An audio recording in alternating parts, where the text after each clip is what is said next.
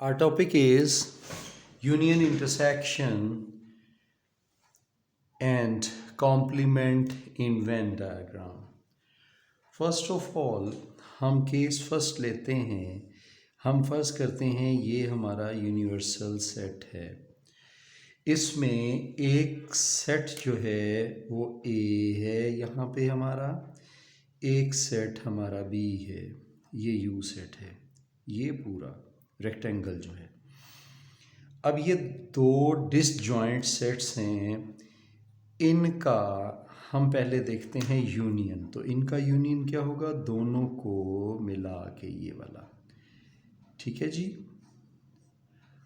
अब दूसरा जो केस है कि अगर यही सेट ओवरलैपिंग हो, ठीक है, यही सेट ओवरलैपिंग हो, ठीक, अगर यही सेट ओवरलैपिंग हो तो इसमें क्या होगा, इनके कुछ मेंबर्स कॉमन होंगे, ये ए ये बी।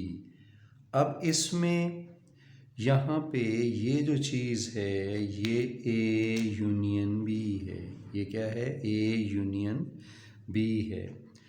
अब यहाँ पर ए यूनियन बी क्या होगा, ए और बी को मिला के लिखने से ए यूनियन बी होगा। ठीक है जी। अब यहाँ पर हम तीसरा केस देखते हैं कि अगर हमारे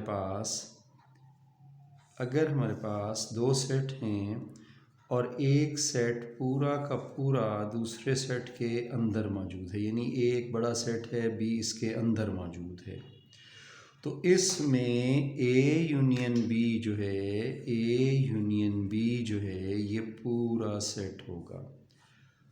ठीक है जी। अब सवाल ये पैदा हुआ कि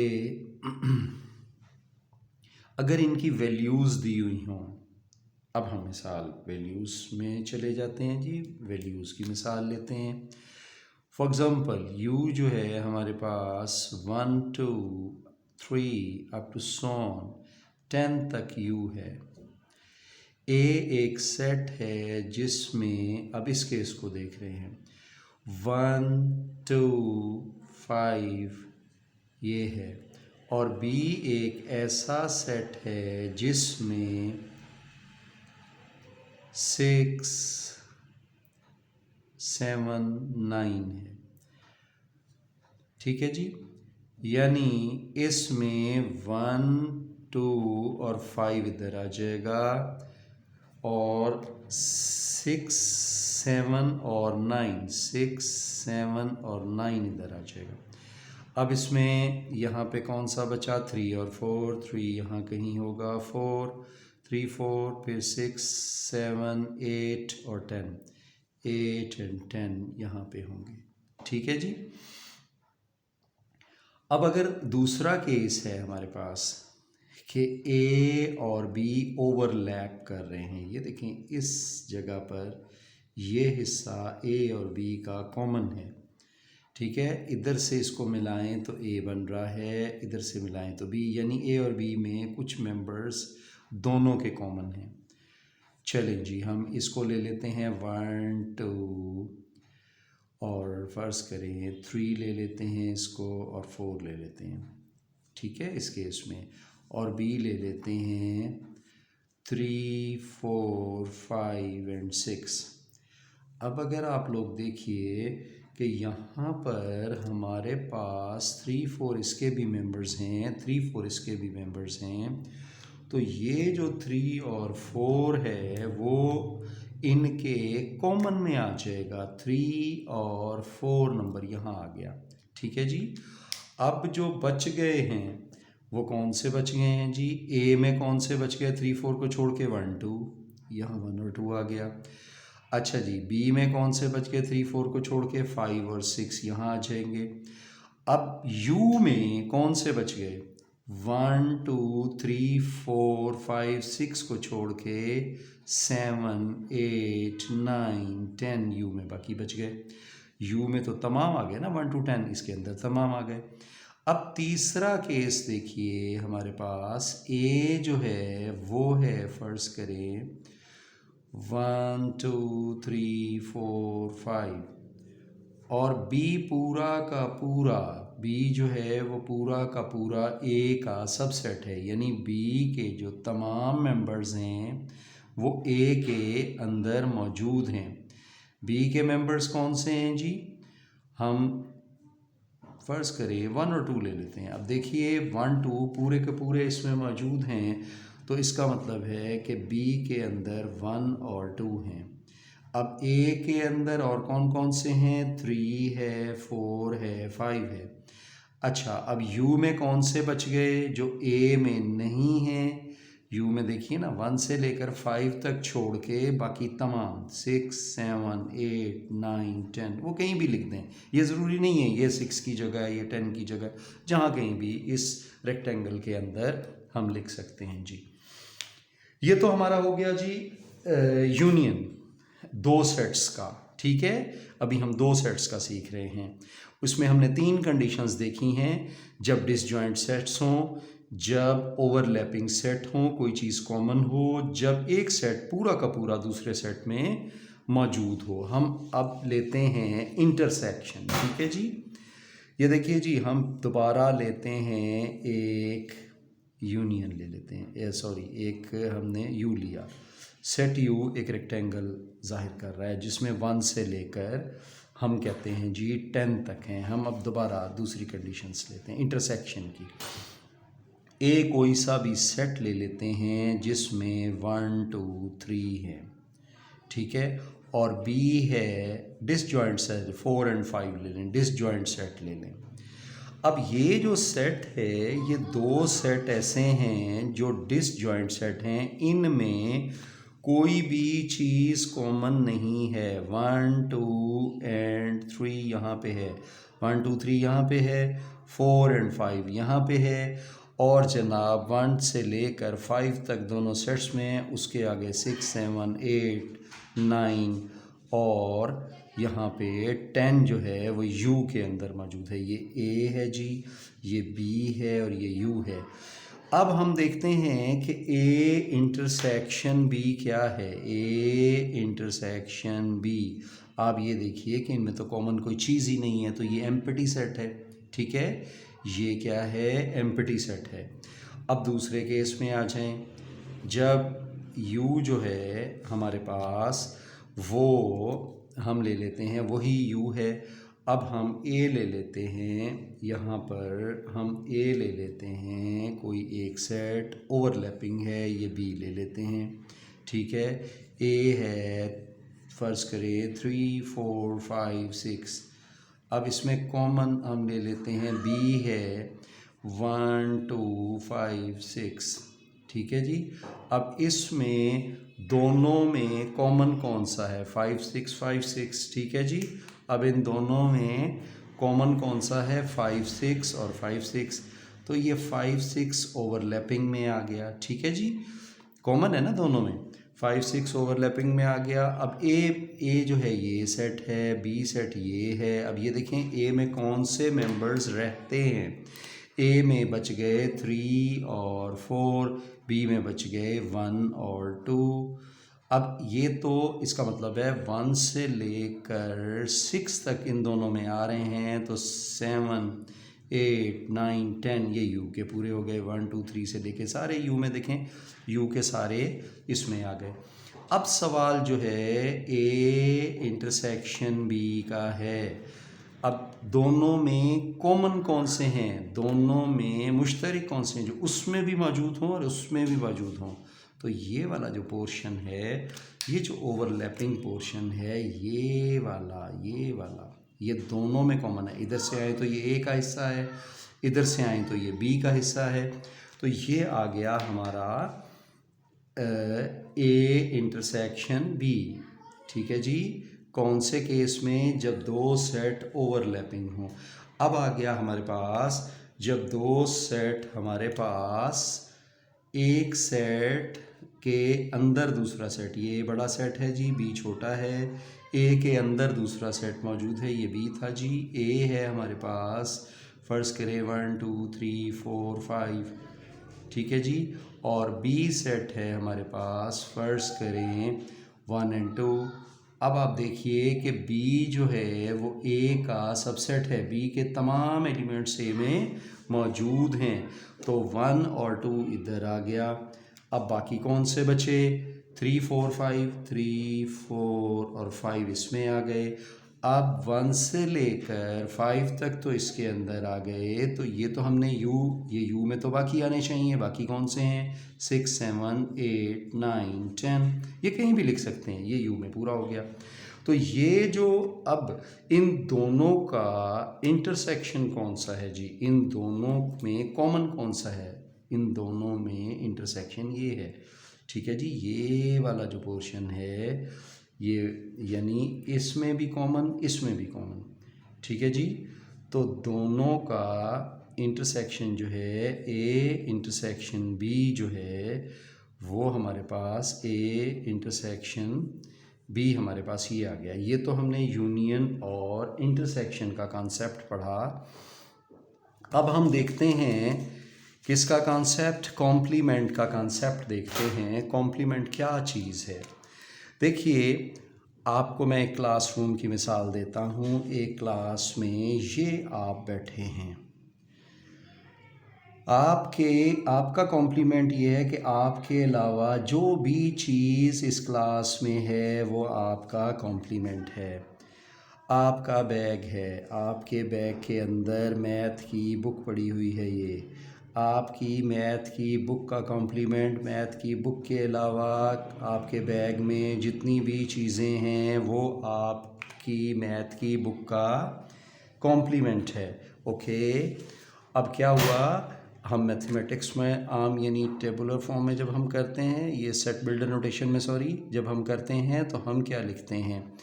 ए अगर है, फ़र्ज़ करें ए है 1 और 2, तो हम क्या करते हैं? ए का कॉम्प्लीमेंट क्या होता है? ए का कॉम्प्लीमेंट होता है, इसको बार में भी लिखते हैं, वो u माइनस ए होता है। हम u के मेंबर्स में से क्या करते हैं? ए के मेंबर्स माइनस कर देते हैं 1 और 2, और बाकी जो इसमें बचता है इसमें वो लिख देते हैं 3 4 5 अप टू सो ऑन 10। लेकिन अब सवाल तो हमारा है कि ये यू है हमारे पास ए है 1 और 2, ए हमारे पास है 1 और 2, 1 और 2। अब ए का ये ए है हमारे पास, ये पूरा यहाँ से यहाँ तक ये क्या है? ये ए है, ठीक है। अब ए का कॉम्प्लीमेंट जो होगा, ए का कॉम्प्लीमेंट आपको पता है u माइनस ए होगा। हमने u में से ए को निकाल देना है। कौन सा पोर्शन? ये वाला पोर्शन हमने निकाल देना है। तो इसको जब निकालेंगे, इन अदर वर्ड्स आप ये समझें, आपके पास ये चादर है, आपने इस चादर में से इतना पोर्शन फाड़ लेना है, तो ये सुराख हो जाएगा ना। जो बाकी बचेगा वो ए का कॉम्प्लीमेंट है, ठीक है जी। जो बाकी बचेगा वो ए का कॉम्प्लीमेंट है। यानी अब बाकी कौन सा बचा? बाकी ये वाला पोर्शन बचा है। देखें जी, बाकी कौन सा पोर्शन बचा है? ये वाला। मेरा ख्याल है कि आपको एक सेट के कॉम्प्लीमेंट का मीनिंग समझ में आ गया, ठीक है जी। ये जो मैंने रेड शेड किया है ये ए का कॉम्प्लीमेंट है। अब जो हमारी अगली बात हमारी है कि हमने इसका ए यूनियन बी और हमने ए यूनियन बी का कॉम्प्लीमेंट लेना है। अब हमें जैसे हमें पता है कि 3 केस हैं, ये यू है ना, 3 केस है। एक है डिसजॉइंट सेट का, ये ए है, ये बी है। अब देखिए इनका यूनियन क्या होगा? इनका यूनियन डेफिनेटली ये पूरा, इसके भी तमाम एलिमेंट्स, इसका भी तमाम एलिमेंट्स और बी भी तमाम, ये इनका यूनियन है, ए यूनियन बी, ठीक है। अब आपको पता है ए यूनियन बी का कॉम्प्लीमेंट जो होता है, हम यूँ भी लिख सकते हैं कॉम्प्लीमेंट को, वो U minus A union B होता है, ठीक है ना। तो यानी ए यूनियन बी के अलावा जो कुछ इसमें है, ए यूनियन बी के अलावा, यानी आपको मैं दूसरी सिंपल मिसाल दूं कि एक चादर है, उसमें आपने एक सुराख ये कर देना है, एक सुराख ये कर देना है, उसके बाद जो बाकी चीज़ बचेगी वो ए यूनियन बी का कॉम्प्लीमेंट है। ठीक है जी। अब कैसे भला, ये देखिए मैं इसमें आपको शेड करके दिखाता हूँ। ठीक है जी, ये जो है, ये जो मैंने शेड किया है, ये क्या चीज़ है, ये ए यूनियन बी का कॉम्प्लीमेंट है जी।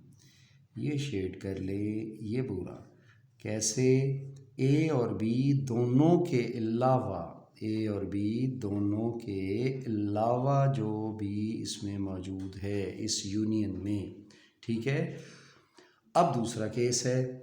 दूसरा केस हमारे पास कौन सा होता है, जब ये सेट ओवरलैपिंग हो। ठीक है ना जी, जब ये सेट क्या हो, ए और बी ओवरलैप करे, उनमें दोनों में कोई चीज़ कॉमन हो। ये देखिए कॉमन हो, कुछ नंबर्स कॉमन हो, ये ए है, ये बी है। अब ये इसका कॉम्प्लीमेंट है जी। अब ए यूनियन बी का अब कॉम्प्लीमेंट क्या होगा, देखें पहले तो बात ये है कि हमें इसके लिए पहले ए यूनियन बी लेना है।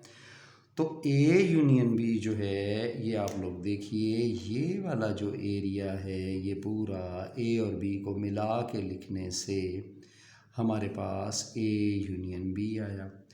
अब यही ए यूनियन बी जो है, जब मैं इसको, आप यूँ समझें कि ये ए है, ये बी है, जब मैंने ये दो सुराख कर दिए एक चादर में, तो बाकी जो बचा वो ए यूनियन बी का कॉम्प्लीमेंट है। यानी इस रेड पोर्शन के अलावा,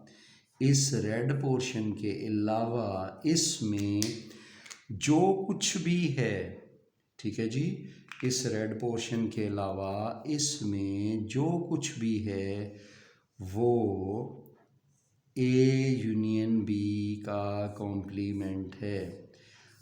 ठीक है जी। अब आ गया तीसरी सूरत, जब एक सेट पूरा का पूरा दूसरे सेट में मौजूद हो। ये देखें जी, ये आ गया, यानी इस पोर्शन के अलावा इसमें जो कुछ भी है वो ए यूनियन बी का कॉम्प्लीमेंट है। अब तीसरी सूरत देखिए जी, तीसरी सूरत मैं आपको बता चुका हूँ। तीसरी सूरत क्या है जी, ये एक फ़र्ज़ करें हमारे पास यूनिवर्सल सेट है, इस सेट के अंदर हमारे पास एक सेट ए बड़ा है, उसके अंदर भी मौजूद है बी जो है वो ए का सबसेट। ये ज़रूरी नहीं है, बी भी ए का सबसेट हो सकता है, ये सिचुएशन पे है, वो जैसी भी हो। ठीक है।